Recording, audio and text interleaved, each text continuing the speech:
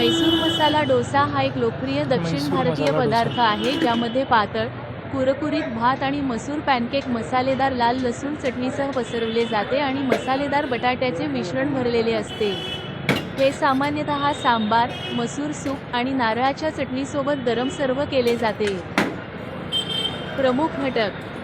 ही dish 3 मुख्य भागांनी बनलेली आहे. 1. डोसा बॅटर.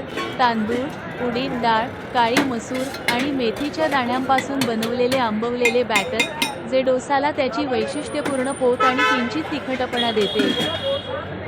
2. लाल चटणी. म्हैसूरच्या प्रकारातील खास घटक म्हणजे एक ज्वलंत चटणी, जी सामान्यतः सुक्या लाल मिरच्या, लसूण, कांदा, चणा डाळ आणि कधीकधी चिंच किंवा नारळापासून बनवली जाते. बटाट्याचे भरणे घालण्यापूर्वी ही डोसाच्या आत पसरवली जाते. आणि 3. बटाटा मसाला. भाजी, कांदे, हिरव्या मिरच्या, कढीपत्ता, हळद आणि मोहरी घालून शिजवलेले उकडलेले आणि मॅश केलेले बटाटे वापरून बनवलेले मसालेदार भरणे. तयारीचा सारांश. 1. चटणी आणि मसाला तयार करा.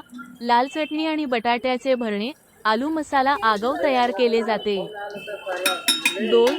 डोसा शिजवा. आंबवलेल्या डोसाच्या पिठाचा एक लाडू गरम तव्यावर गोलाकार हालचालीत पसरवला जातो आणि बटर किंवा तेलाने कुरकुरीत होईपर्यंत शिजवला जातो.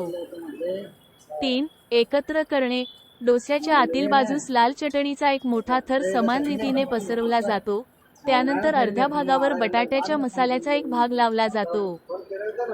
आणि 4. वाढा. डोसा नंतर दुमडला जातो आणि लगेच गरम आणि कुरकुरीत असताना नारळाची चटणी आणि सांबार सारख्या पदार्थांसह सर्व्ह केला जातो.